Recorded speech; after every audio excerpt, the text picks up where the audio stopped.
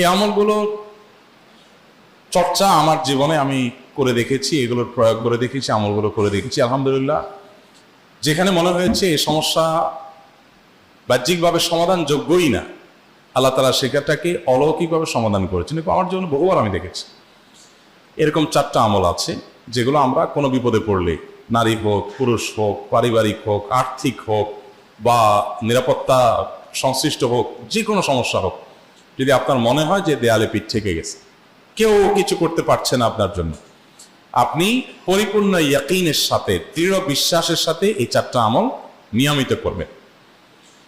এবং আমি বহু মানুষকে পার্সোনালি এটার পরামর্শ দিয়েছি, ওনারা আমল করেছেন, আমল করে উপকৃত হয়েছেন।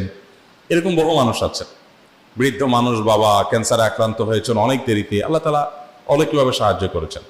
হ্যাঁ, কখনো যদি আল্লাহ তাআলা এই আমলগুলো করার পরও আমার বিপদ দূর না করেন, তাহলে হয় আমার আমলের মধ্যে কোনো ত্রুটি ছিল, অথবা আমার এই বিপদ দূর না হওয়ার মধ্যে আমার জন্য কোনো কল্যাণ নিহিত ছিল। আল্লাহ তাআলা আমার দোয়া কবুল করে যে উপকার হতো তার চেয়ে বেটার কিছু হয়তো আমাকে দিবেন, এই ইয়াকিন একজন ইমানদারের থাকবে। সেই 4টা আমলের 1 নম্বর হলো ইস্তিগফারের আমল। ইস্তিগফার, আপনি ফেসে গেছেন কোনো জায়গায়, কোনো উপায় পাচ্ছেন না, আপনি ইস্তিগফার করতে থাকেন।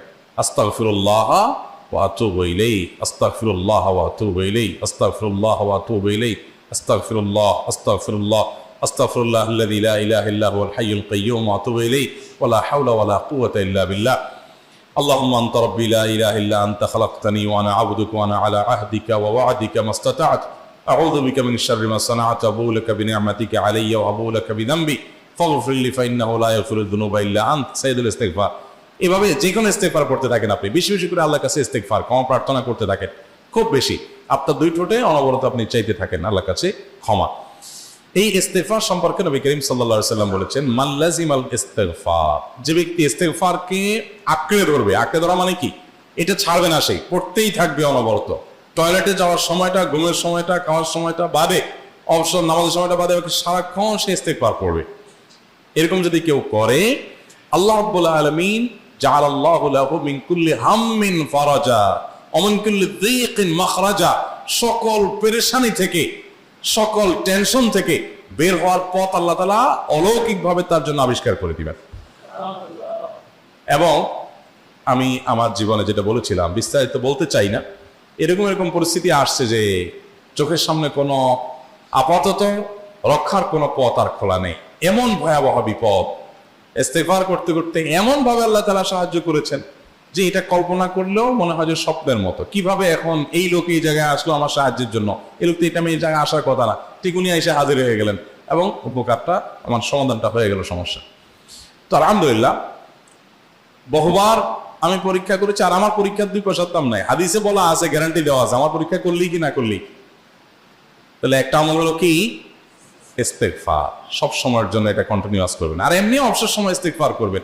আরবদের মধ্যে সৌন্দর্য আছে, তারা বিভিন্ন ডাক্তারের ওয়েটিং রুমে বা বিভিন্ন জায়গায় মানুষ যেখানে অপেক্ষা করে পাবলিক প্লেসগুলোতে লিখে রাখে ইস্তিগফার করুন, আপনার হাইওয়েগুলোর পাশে লেখা থাকে ইস্তিগফার করুন, এবং তারা আসলে একটু পরপর দেখা যায় ইস্তিগফার করে। ভালো মন্দ গুণ সবার মধ্যে আছে, তাদের এই ভালো গুণটা আছে, ইস্তিগফার বেশি বেশি করা। আমরা ইস্তিগফার সচরাচর এইভাবে অনবরত অবসর সময় করার অভ্যাস অনেকের মধ্যেই নেই। আমরা এটা চালু করবো ইনশাআল্লাহ। বিশেষ করে যখন কোনো সমস্যা হবে তখন ইস্তিগফার চলতে থাকবে মুখে অনবরত, ধীরে ধীরে মহব্বতের সাথে নিজেকে, নিজের পাপ অপরাধগুলোর কথা স্মরণ করে আল্লাহর কাছে মাফ চাইতে থাকবে, পেরেশানি দূর হবে ইনশাআল্লাহ। 1 নাম্বার 2, দুরুদ।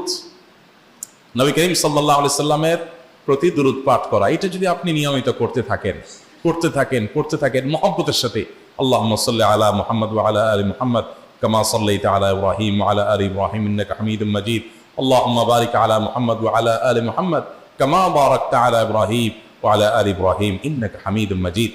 আপনি একবার ছোট দুরূদ যদি পড়েন, সাল্লাল্লাহু আলাইহি ওয়াসাল্লাম, সাল্লাল্লাহু আলাইহি ওয়াসাল্লাম, আল্লাহুম্মা সাল্লি আলা মুহাম্মদ ওয়া আলা আলি মুহাম্মদ, শুধু এইটুকু পড়েন। জাযাল্লাহু আন্না মুহাম্মাদাম মা হুয়া আহলু, শুধু এইটুকু পড়েন। আপনি এভাবে যেই কোনো দুরূদ নবী করিম সাল্লাল্লাহু আলাইহি ওয়াসাল্লাম যদি পড়েন এবং করতে থাকেন অনবরত, ইস্তিগফারের পাশাপাশি দুরূদটা, দুরূদের ক্ষেত্রে নবী করিম সাল্লাল্লাহু আলাইহি ওয়াসাল্লাম বলেছেন যে এইটা তোমার জন্য যথেষ্ট হয়ে যাবে। তুমি যদি আল্লাহর কাছে আর কোনো দোয়া করতে না পারো, শুধু দুরূদটা পড়ো, তোমার সব পেয়ে যাও, কিচ্ছু লাগবে না। এক সাহাবী বলছেন, রাসূলুল্লাহ, আমার দোয়ার মধ্যে দুরূদ কত % রাখবো? আমি তো আমার অনেক কিছু আল্লাহর কাছে চাইবো, দুরূদ মানে তো নবীজির জন্য দোয়া, মানে আমার জন্য তো আমি দোয়া করবো, আপনার জন্য দোয়া কত পার্সেন্ট করবো? 1/3, 1/4, তারপরে হাফ, এবার বিভিন্ন পার্সেন্টেজ বলছিলেন তিনি। নবী করিম সাল্লাল্লাহু আলাইহি ওয়াসাল্লাম বলেছেন যে এর বেশি করতে পারলে আরো ভালো, আরো ভালো। তো ভদ্রলোক এর বেশি, ওই সাহাবী রাদিয়াল্লাহু তাআলা আনহু, তিনি এর বেশি বাড়াতে বাড়াতে বাড়াতে বাড়াতে একটা পর্যায়ে বলছেন যে আমি সব দোয়া আপনার জন্য করি। নবী করিম সাল্লাল্লাহু আলাইহি ওয়াসাল্লাম বলেছেন তাহলে তোমার আর কোনো দোয়াই করতে হবে না, এর মধ্যে সব দোয়া চলে আসবে। কারণ আপনি যদি বলেন আল্লাহ আপনার নবীর প্রতি আপনি রহমত নাজিল করেন, আপনার নবীর প্রতি আপনি শান্তি নাজিল করেন, আপনি যেটা দোয়া করেন, তো আল্লাহকে আল্লাহর নবীর প্রতি আপনি রহমত নাজিল করতে বললে আল্লাহ তাআলা আপনার প্রতি রহমত নাজিল করবেন কি করবেন না? আপনি কাউকে খুশি করতে চান, কার কাছ থেকে কিছু আদায় করতে চান, তার ছেলেটারে যদি হাদিয়া তোহফা দেন, আদর যত্ন করেন, তো বাই ডিফল্ট অটোমেটিকলি ওই লোকের সিম্পেথি আপনার দিকে আসবে। আপনি করেনি, আমি তো আল্লাহ রাব্বুল আলামিন তার সকল পেরেশানির জন্য যথেষ্ট করে দিবেন। এই আমলটাকে সবগুলো দূর করার জন্য যথেষ্ট হয়ে যাবে। এই দুরূদের আমলটা আমি দেখেছি সুবহানাল্লাহ গুলির মতো কাজ করে। আজকের ঘটনা, এক ভদ্রলোক সকালে একটা টেলিভিশন চ্যানেলে, বেসরকারি চ্যানেলে প্রোগ্রাম শেষ করে নামছিলাম লিফটে, তো উপস্থাপক উনি বলছিলেন যে ভাই মানে দুরূদের আমল করে আমি কিছুদিন আগে একটা ইয়াতে মানে এমন একটা অবস্থা যে এইটা থেকে বের হওয়ার কোনো পথ আর নাই, শুরু করলাম দুরূদ অনবরত, এরপরে আল্লাহ তাআলা আমাকে এমনভাবে উদ্ধার করলেন আমি কল্পনাও করতে পারি।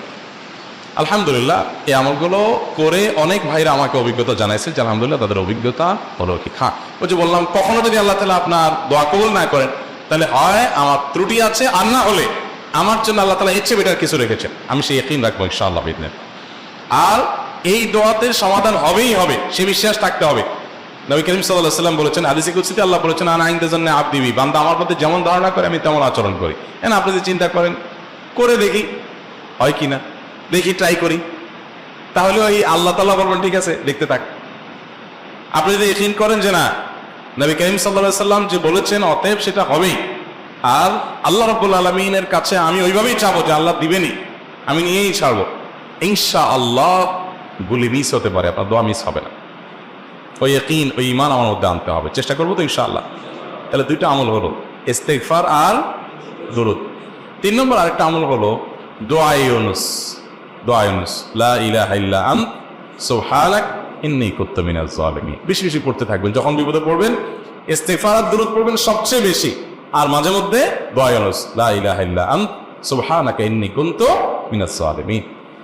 আল্লাহ সুবহানাহু ওয়া তাআলা কোরআনে কারীমে এই দোয়ার পরে বলেছেন ওয়া কাযালিকা নুনজিল মুমিনিন। এই দোয়া পাঠ করার মাধ্যমে ইউনুস আলাইহিস সালামকে পৃথিবীর ইতিহাসের সবচেয়ে অলৌকিক ঘটনা, সকল সায়েন্স, সকল আপনার বিজ্ঞানের তত্ত্ব সবগুলোকে আপনার সবগুলোর বিপরীতে বা সবগুলোকে আপনার ভুল প্রমাণ করে দিয়ে ওই জায়গাটার জন্য আল্লাহ তাআলা ইউনুস আলাইহিসকে মাছের পেটে ঢোকার পর সেখান থেকে আবার জীবিত রেখে বের করেছেন। অক্সিজেন অভাবে সেখানে এমনি মারা যাওয়ার কথা, আরো নানা কারণে মারা যাওয়ার কথা, তাই না? কিন্তু আল্লাহ তাআলা তাকে রক্ষা করেছেন, কারণ ওই বিপদে পড়ার পর থেকে এটা পড়তেছিলেন লা ইলাহা ইল্লা আনতা সুবহানাকা ইন্নী কুনতু মিনাজ জালিমিন।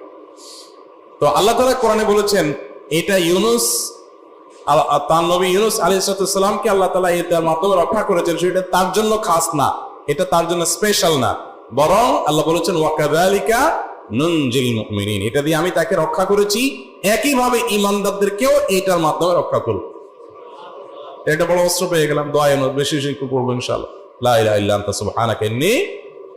আমার দেশে আবার দেখা যায় বিপদ হয়ে গেলে তখন হুজুর ভাড়া করে যে ভাই আপনারা সবাই মিলে এটা 1 লাখ বার পড়ে দেন, 100 লাখ বার পড়ে দেন, টাকা দিমু আপনারা পড়ে দেন। আপনারটা আপনি করবেন ভাই, হুজুরদের কাছে দোয়া চান সমস্যা নাই, আর হুজুরদেরকে খাটায়া টাকা দিবেন করে, এমনি টাকা দিবেন না দিয়া। আর এই দোয়া নিজে নিজে করতে থাকবেন। ইউনুস আলাইহিস সালাম ওই সময় কি লোক ঠিক করছিলেন যে ভাই আপনারা সবাই দোয়া ইউনুস পড়েন, আমি গেলাম, আমি